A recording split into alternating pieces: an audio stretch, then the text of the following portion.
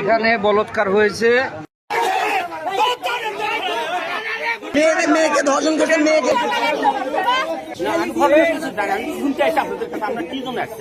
ভাই বগুড়া থেকে আসছে। আমার তো মেহমান একটা এলাকা, আমার ওরা জামাই, আমার জামাই, আমার মেয়ে এখানে আসে শোনার পরে বলতেছে বিচার বসবে। বিচার বলতে ঠিক আছে আমি আসছি, তখন আসি বসুক। এই আমি তো কোনো কিছু যাই না, খালি বলে বিচার বসবে, আপনার চলে আসে। কোনো বিষয়ে আলাপ আলোচনা হয়নি, এখনো হয়নি। তো চিলাইলে আমি শুনতে পারি নাই। আমার তো জ্ঞান আছে, আমি তো শুনতে হবে। আমি আসলাম, আমি তো অসুস্থ। ভাই এর আগে এখানে এই কাজ করা হয়েছে, মানে মেয়েকে ধর্ষণ করছে, মেয়েকে প্রধান মেয়ে বাবাকে যায় বলছে, বাবা বিশ্বাস করে হয়তো বা হুজুর মানুষ কোরআন শরীফ শিক্ষা দেয়, এখানে মনে করেন কোরআন শরীফ শিক্ষা দেওয়ার নামে ওই পুরুষকে ধর্ষণ করে, আবার ধরেন নারীকে ধর্ষণ করে।